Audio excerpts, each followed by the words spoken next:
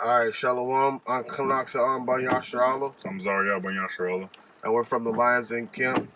And first and foremost, we want to start this thing out by giving all glory and praise to the Father and His Son in the Holy Spirit of truth in the proper way. In the Hebrew, we want to say Kal, Halayim, La, Yahweh, Ba'Hashem, Yahweh Shai, Ba'Hashem, Ha, Rekah, Kodash, Ma'amah.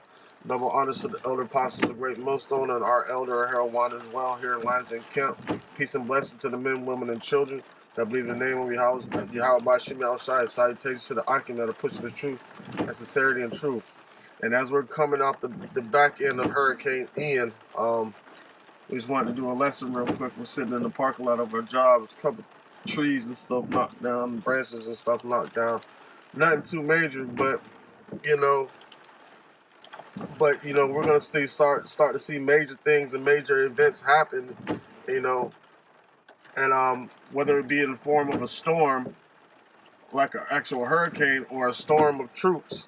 Yahweh Ba'Shem Yahushai is gonna protect those that are His and destroy those that are not, man.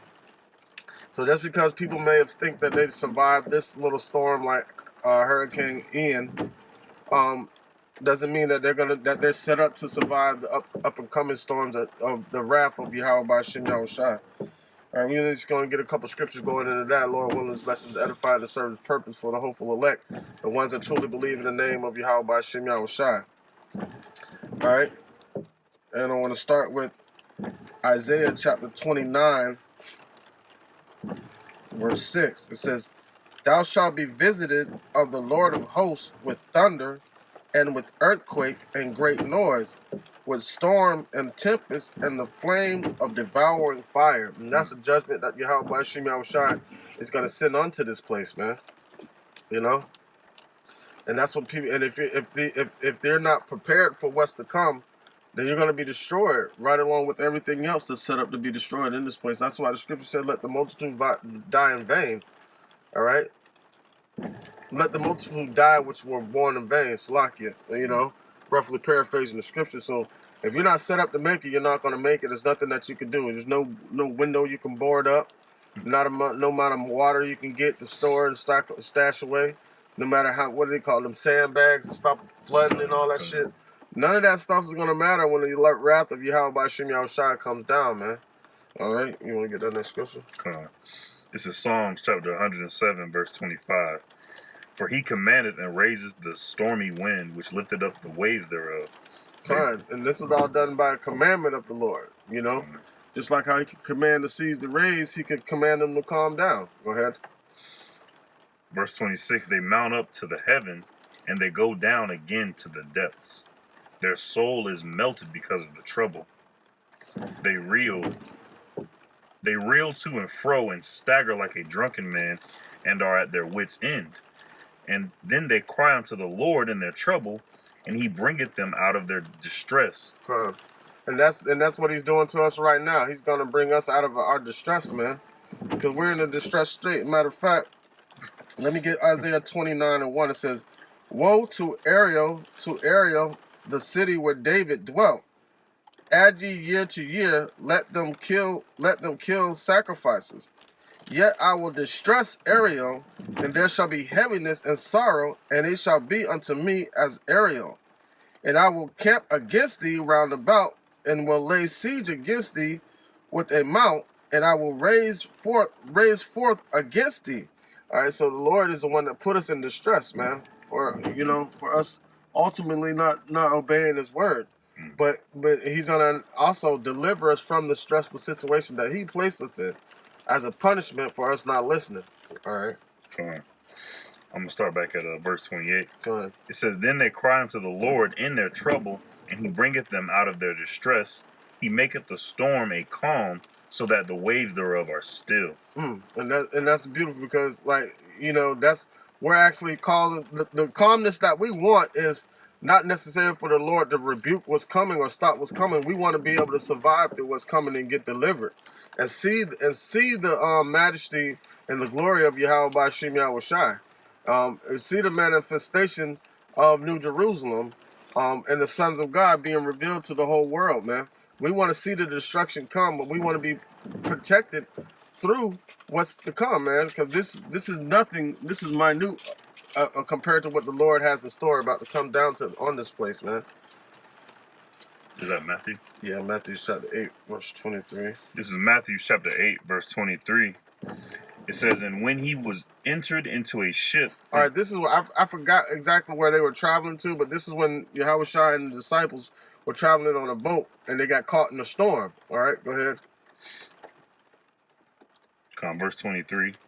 And when he was entered into a ship, his disciples followed him, and behold, there arose a great tempest in the sea, insomuch that the ship was covered with the waves, but he was asleep. And his disciples came to him and awoke, saying, Lord, save us, we perish. And he saith unto them, why are ye fearful, O ye of little faith? Right. So that now that's a testimony to where what we're gonna have to use for us to sustain through these storms or these tempests, these martial law troops. All right, the MOTB, the CHIP, you know, the stuff that they're trying to put in everybody. All right, we're gonna need faith to sustain us through all that, man. So you know that's why the Lord said, "Ye of little faith," because that's the only thing that's gonna solidify us all the way through. I was just saying, not just physical storms like we're in right now with the rain and wind, but also spiritual storms, like everything that the bishop was just saying, everything that's gonna tempt us, and when we think we don't, and everything that's gonna tempt us, we have to make sure we have patience and faith and hope in Yahweh Shem Yahushua. Right, patience is a great word to use because a lot of faith takes patience, man. Because you might have faith, but if you don't have patience to wait on the deliverance, you might get to moving too fast. And you know what I'm saying? So you're gonna have to understand how to let patience have its perfect work. As a matter of fact, I'll get it real quick. This is James 1, I think. Look it up. No, I got it. I think it's James.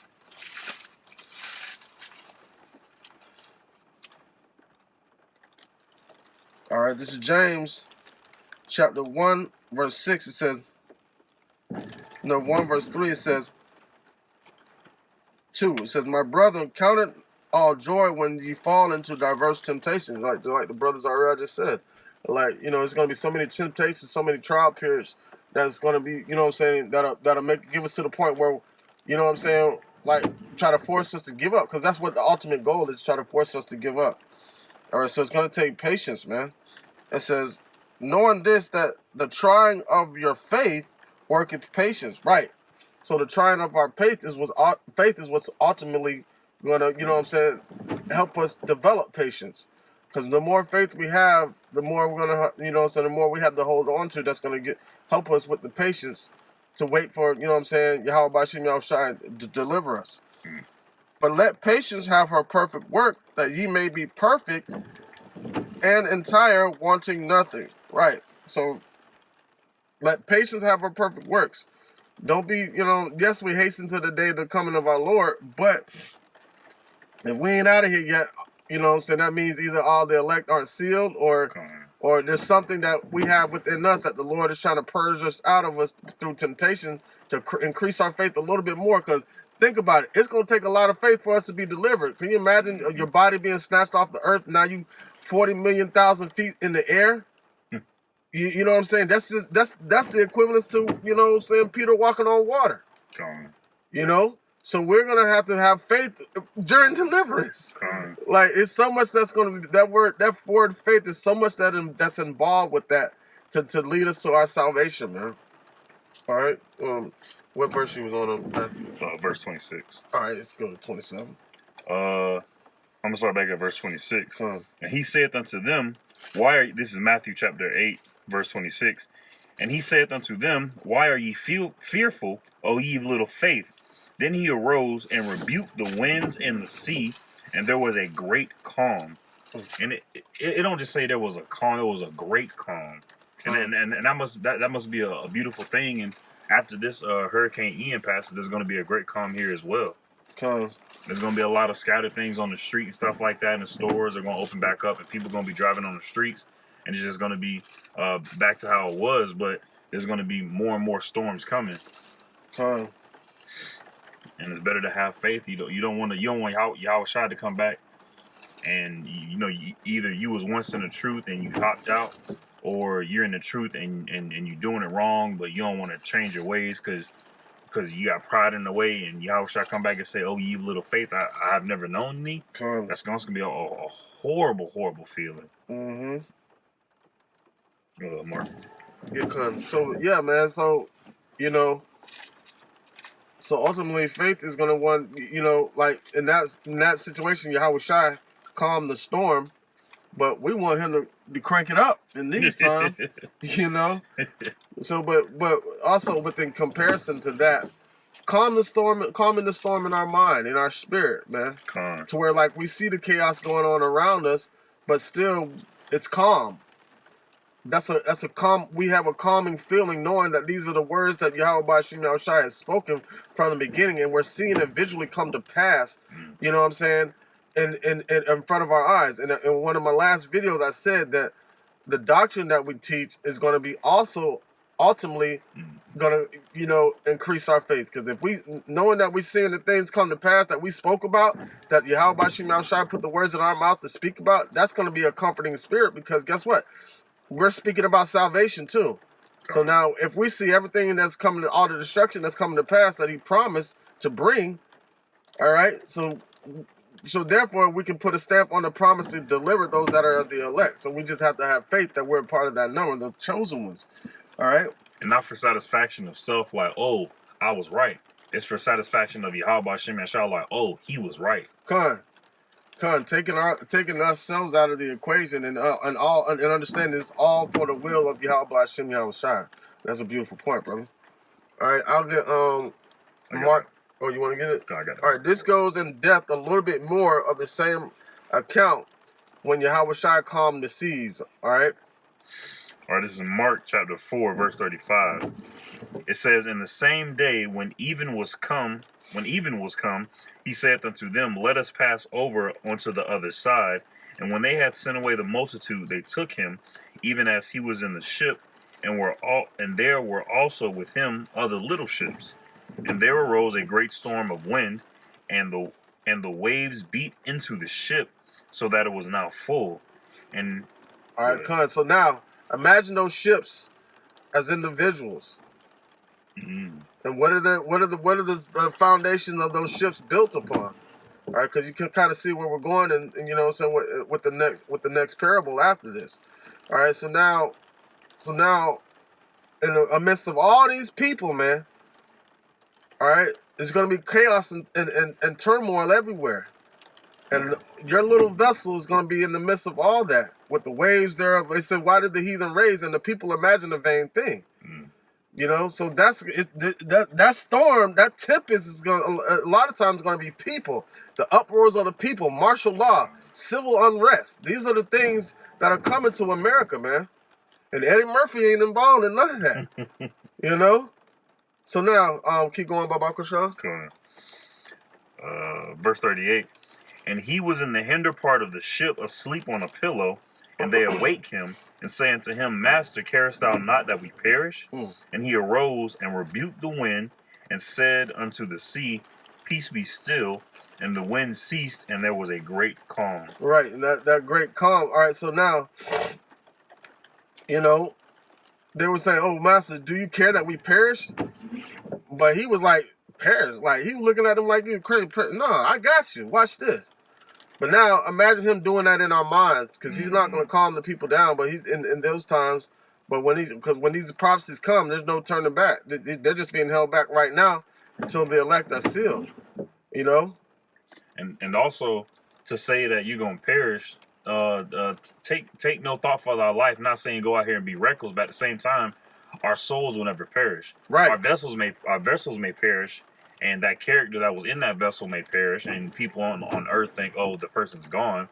But really, that person's soul just transitioned unto the Father. Right. And is going to come back. And Yahushua being in the heavens and having that type of time mentality, you know, it's just all. All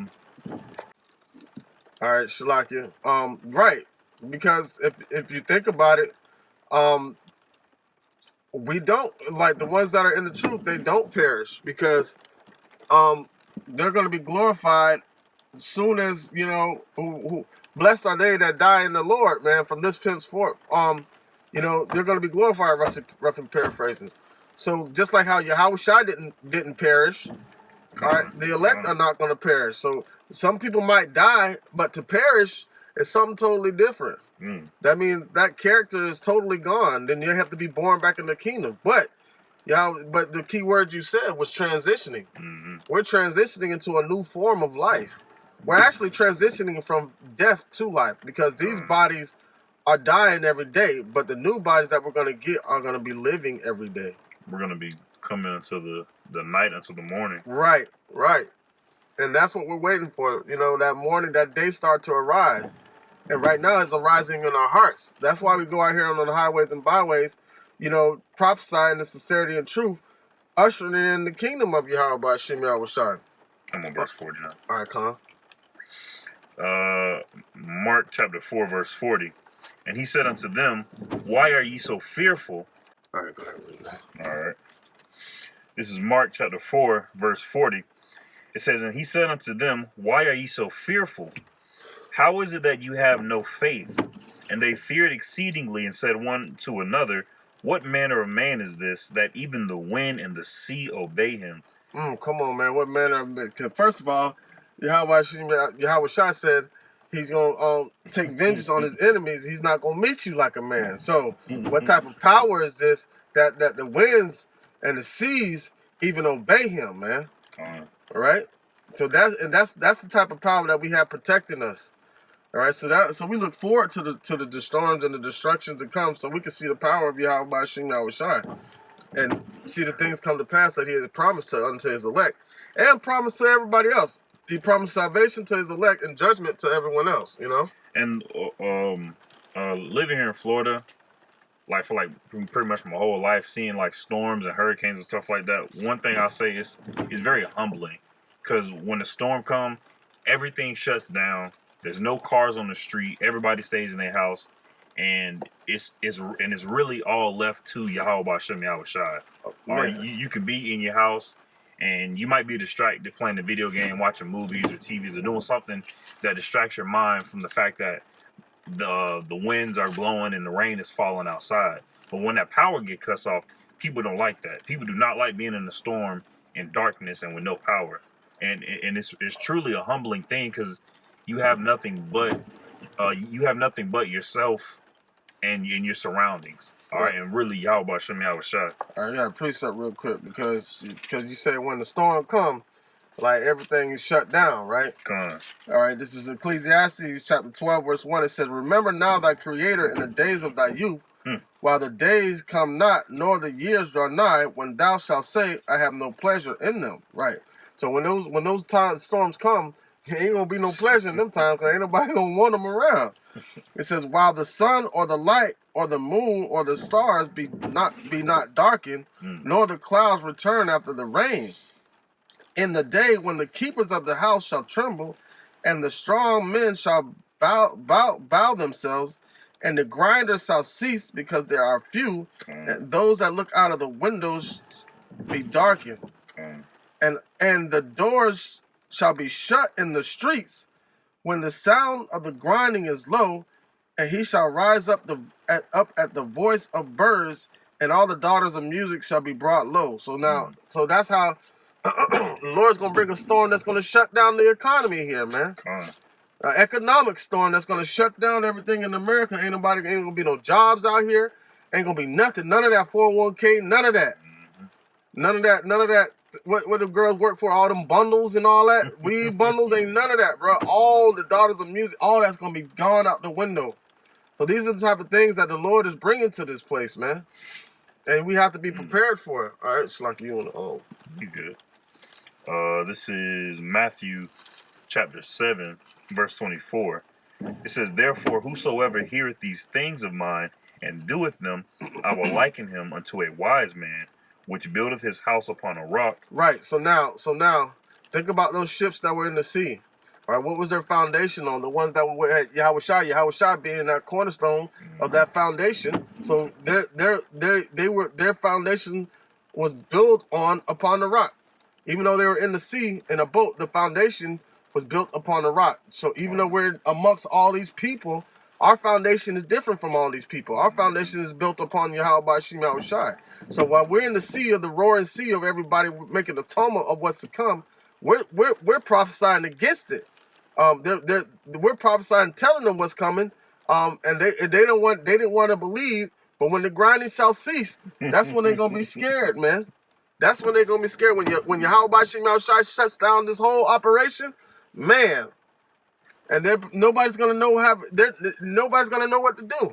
They're just it's really gonna be them not being distracted anymore. They won't have music, sports, the media, the social media, or anything like that to distract them from their environment. And they're gonna realize, damn, I'm really a part of a society that's based off of wickedness. Yeah, and check this out. You know how they say ignorance is bliss. A distraction is a form of comforting. So now if you got your mind on something else, you don't even know about the danger that's going on around you. So now when the Lord takes all those distractions away and makes you focus on the destruction that's coming, and your mind ain't nowhere prepared for that shit, man, that's the Lord's judgment on these people. He's gonna make them.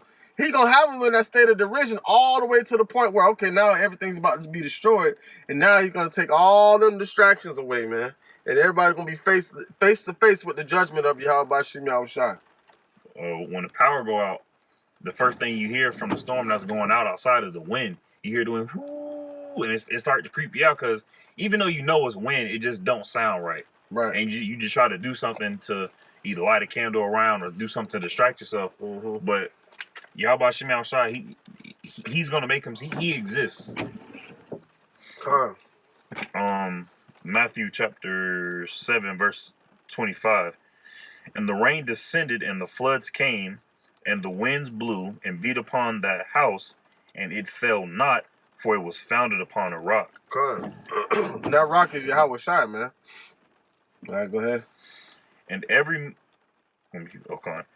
verse 26, and everyone that heareth these sayings of mine, and doeth them not, shall be likened unto a foolish man, which built his house upon the sand. And the rain descended, and the floods came, and the winds blew, and beat upon that house, and it fell, and great was the fall of it. Oh, damn. So mind you, what was said in the in Matthew chapter 8 and Mark chapter 4 said after the Lord rebuked the storm, there was a great calm.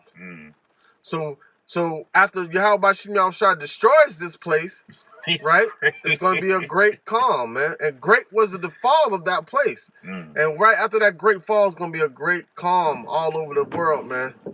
Because Esau's going to be, and his devil ass system is going to be destroyed. You know. Going back to hurricanes and stuff. When the hurricane passes the next day and it's a bright sunny morning and everything like that, you look around and all you see is damage. And really, that's the most humbling part, because when you go on your day-to-day life, you see all these houses and the stores and the cars, and you see all these buildings of these imaginations of man. And within a few hours of some wind and some rain, all that shit gets torn down. All of it gets torn down. You know, concerning like a tornado or a hurricane like that. All it takes for it is for it to shake a little bit and get a little bit wet, and it's just nothing.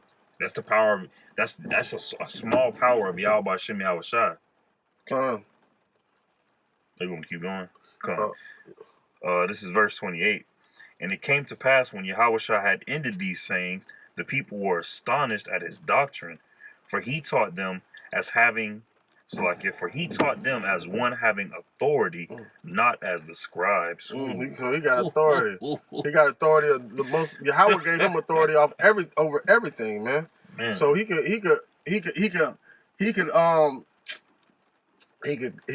send the evil away, or he could protect us through the evil. He has the power to do all that. And if we walk in the footsteps of him, we're going to be given authority as well. And right now, we shouldn't be teaching it. We shouldn't be teaching or trying to boast ourselves up as if we have authority, because all we are blades of grass or collections of dust unto Yahweh Shem Shai. We know that we're going to get a reward. We know that we're going to be kings. We know that we're going to be rulers. But right now we have to play out our part as a servant and as a lowly creature here in this society, but still giving honor and praise to Yahweh Shem Shai. That's Isaiah. All right, yeah. So is that Luke? No, that's Ezekiel 13. Yeah, I want to get that too. Ezekiel 13 and 10. All right, so now, what is the foundation of most of these individuals based upon? What is their foundation? All right. So the ones that truly believe in Yahweh Shem Shai, their foundation is on the rock. But the ones that don't listen, their foundation is like on the sand, Okay. All right. People that you want to get Ezekiel? Yeah, Ezekiel 13 and 10. But you can go ahead and make your point. No, it's just people who have their faith in money. All right.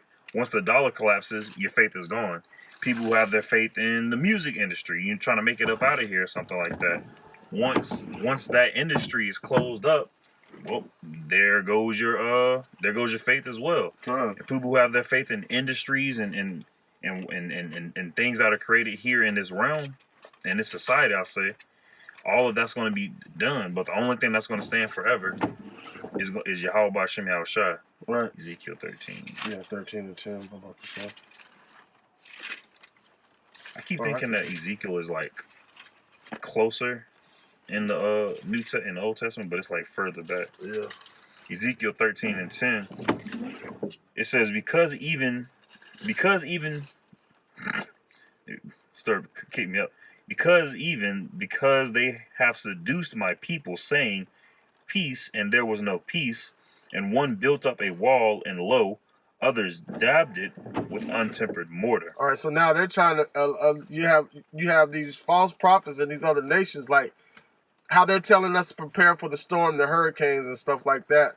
You know, and how they tell us to prepare for the collapse of the economy, and how they tell us to prepare for potential World War III is not the way Yahweh Shem Shai is instructing us to prepare ourselves. So now they're building a foundation, right? Just like the individuals built the foundation off sand and not on a rock. All right, go ahead.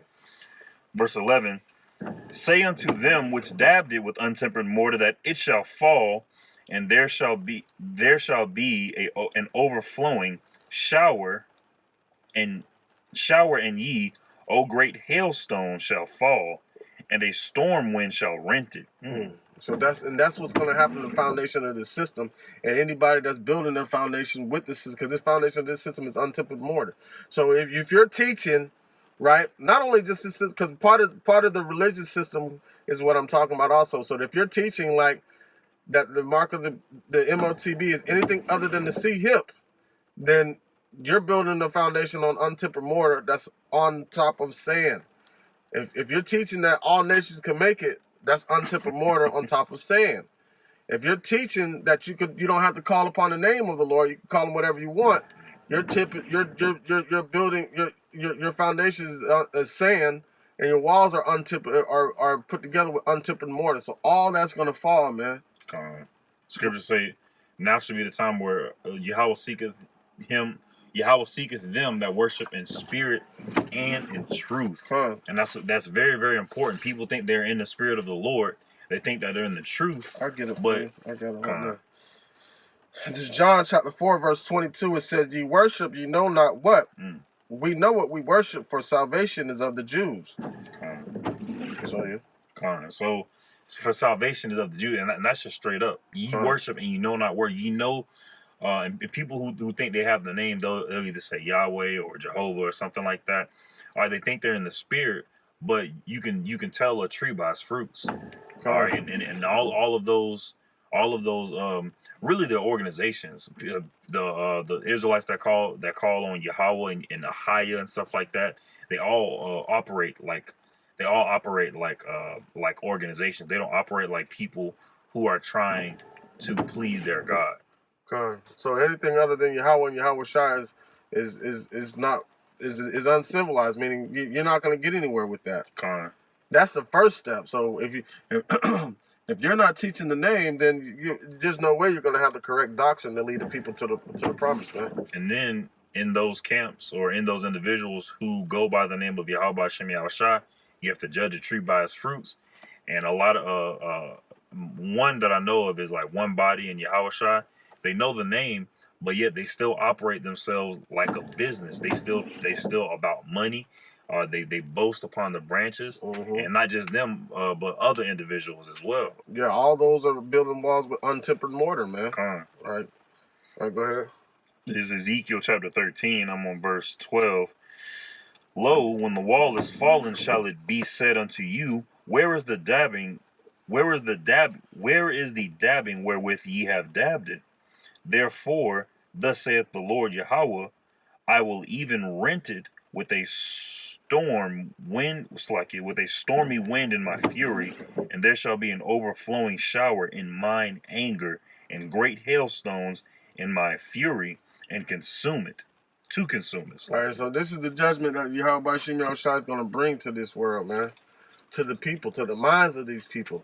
They're going to physically see things that's going to destroy their mind to where they're going to even not know how to think of what to think about, man. So if your foundation is not set upon Yahweh Hashem Yahushua, then your mind is not going to be solidified in that day, man. You got a precept? No, I'm finna get Isaiah. Oh, okay, so it's backing off what you just said. It's going to be very daunting to see something that what scientists will say defy the laws of physics. All right, and I was standing next to somebody who saw a chariot, and the chariot just so happened to be very lowest I've ever seen a chariot be, and change colors. And they saw it first. They said, "Oh wow, look at that!" They saw it appear out of nowhere and disappear into nowhere, and I was like, "Wow." And I really want to know what that person thought, and they just I don't know. And she said she was scared and she wanted to leave the park. And fear fell upon her when she saw the chariot. So Yahweh Hashem Yahushua. So seeing stuff like that happen in an already shaken state, it's just gonna really break people down mentally, spiritually. That's why it's very important for us to be with Yahweh Hashem Yahushua. This is Isaiah chapter 4, verse 1. And in that day 7 women shall take hold of one man, saying, we will eat our own bread and wear our own apparel. Only let us be called by thy name and take away our reproach. It said, only let us be called by thy name and take away thy reproach. So this is what the women are going to be looking for, the men of the Lord, man. That's exactly who they're going to be looking for, the men of the Lord, to protect them in those times. You can grab Isaiah 32 and 1. I got you. So that's going to be your protection, man. Our protection is Yahweh Hashem Yahushua, and then the covering that you know that's our covering, and then the women and children fall up under the covering of the man. Right now, we're saying what those women said unto a man of the Lord. We're saying unto Yahushua, please let us be called only by thy name, right? And to take away our reproach, because we want our sins washed away. We want to be called Yasharallah, princes of power. Isaiah 32 and 2. 32 and 1. 32 and 1. This is Isaiah chapter 32, verse 1. Behold, a king shall reign in righteousness, and princes shall rule in judgment. And that's when we get lifted up into the. That's when we get into the kingdom, into our land, man. Go ahead. But our king right now, sitting on the right hand side of the Father, ruling is Yahushua. Ultimately, he's going to set up the tabernacle of David here on the earth, and you're witnessing it being set up right now. Go ahead. And a man shall be as an hiding place from the wind, and a covert from the tempest, as rivers of water in a dry place, as the shadow of a great rock in a weary land. And that weary land is America, which ultimately has made the whole world a wilderness, man. That's what Esau has done. So these women are going to be looking for, these righteous women are going to be looking for a man of the Lord right now, and when that time is to come. So now the men have to prepare themselves in the spirit of Yahweh Hashem Yahushua, not dabbing themselves, not building a foundation on sand, with the walls being made of untempered mortar, man. So you got to be careful what you put your mind in subjection to, and what you take in, or what you put out, So knowing that, that we our foundation is of Yahweh Bashim Yahushua, no matter what storm that comes through, man. Because these storms, these hurricane storms, like, you know, there'll be times where, like, we're gonna have to get up and go get out. Like, we almost thought to evacuate.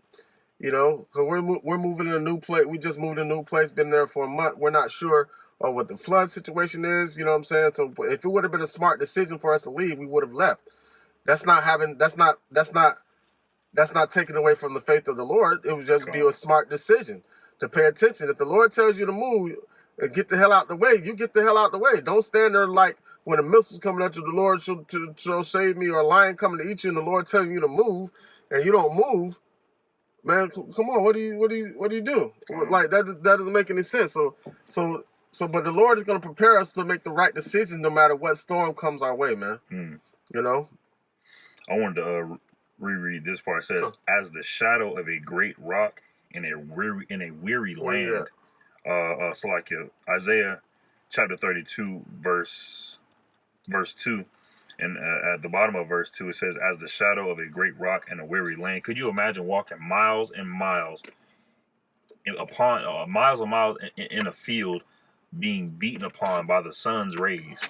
All right, it don't matter what your skin color is. That shit gonna hurt. That shit, it's just gonna hot. It's gonna exhaust you. And then you see a great rock with shade.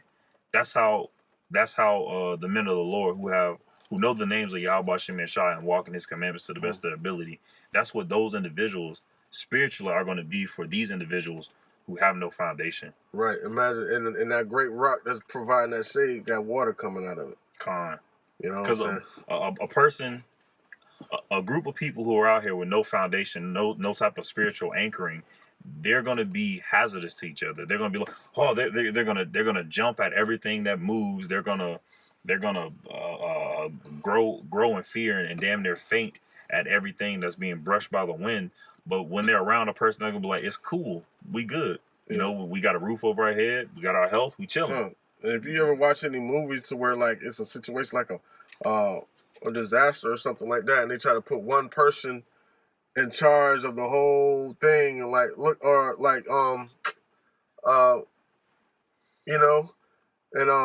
like The Walking Dead. What's Carl's dad's name? I forget his name, but I know you're talking about. But anyway, they put him in charge of everything, but they was always constantly arguing. What does the scripture say? Can two walk together unless you be agreed? So these people are out there going to be so fucking mind-boggled that they're going to end up getting destroyed trying to figure out what to do next. You know what I'm saying? But the Lord's going to keep the minds of His elect, man. All right? We're doing Isaiah. Isaiah 4:2-6, and that will be it. All right, this is Isaiah chapter 4, verse 2. It says, In that day shall the branch of the Lord be beautiful and glorious, and the fruit of the earth shall be excellent and comely for them that are escaped of Israel." Man. All the way to 6. Oh, come on. Yeah. But that's beautiful right there. We could have closed it right there because that have escaped of Israel, man. The ones that have escaped the judgment of Yahweh Shem Yahushua and been delivered, man. Verse 3. "And it shall come to pass that he that is left in Zion and he that remaineth in Jerusalem shall be called holy, even every one that is written among the living in Jerusalem. When the Lord shall have washed away the filth of the daughters of Zion, and shall have purged the blood of Jerusalem from the midst thereof, by the spirit of judgment and by the spirit of burning." Come on, can you imagine at that time the only Israelite women that are going to be on the earth at that time are righteous ones. All the wicked ones are going to be destroyed. We ain't got to worry about seeing our women twerking and all that kind of shit, trying to get attention by shaking ass and all that. We're going to see our women being righteous, man. That's a beautiful thing. And the women of the Lord are going to be righteous, meaning the men. I saw this, just going off the women real quick. I saw a video of a regular Judite woman, dressed like she was at a club or something like that, and she was talking to this Elamite woman. And the Elamite woman, you know how they dress. They dress like princesses for real. But she was showing her a dance, and there was some dance that she did with her arms or something like that. It was real cool, real cute. And the Jake woman, she did it. She was like, all right, I like that. And then the Jake woman said, "You want to dance how we dance?" And the Elamite was like, "All right, cool." And then she started shaking her ass. Or the Jake woman started shaking her ass, and the Elamite woman, I felt really bad, and because the Elamite woman was looking at her like, "What the fuck is wrong with you?" Like you could feel her being embarrassed just being around her. Like she wanted to leave. Like it's like she guarded herself. She was like, "Oh, I got myself in a sticky situation," and the Jake one was just, "Yeah, ooh, this how we dance." Yeah, so it's just all about our women being like beasts, man. You know? But all that's going to change when Yahweh Shem Yahushua brings judgment to this place. Verse 5 of Isaiah chapter 4. And the Lord will create upon every dwelling place of Mount Zion, and upon her assemblies a cloud and smoke by day, and the shining of a flame of fire by night, for upon all the glory shall be a defense. All right, yeah, so there's always going to be protection, you know what I'm saying? Part of that protection is going to be chariots over the houses, but there's always going to be the protection or for the children of Israel, all right, in that time. Even in these times, man. All right, go ahead. Verse 6, and there shall be a tabernacle for a shadow in the daytime for the heat, and for a place of refuge, and for a covert from storm and from rain. All right, and that place of refuge is Yahweh Shem Yahushua, man. You know, and that's those are the things we're gonna have to be mindful of in these times to keep our minds solid, so we don't get to thinking like these heathens out here, and like 2/3 of our people are considered heathens because they're going after the customs of the heathens, so they're gonna get the judgment of the heathens, man. You know, you got any precepts you want to bring up? No. All right, so you know that was just a little bit on dealing with the storms that are to come and the storms that we've already endured in the name of Yahweh Shem Yahushua.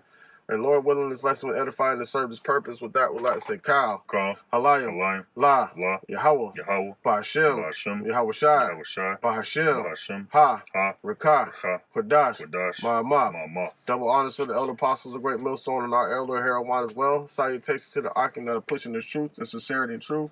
And peace and blessings to the men, women, and children that believe in the name of Yahweh Shem Yahushua. Shalom. Shalom.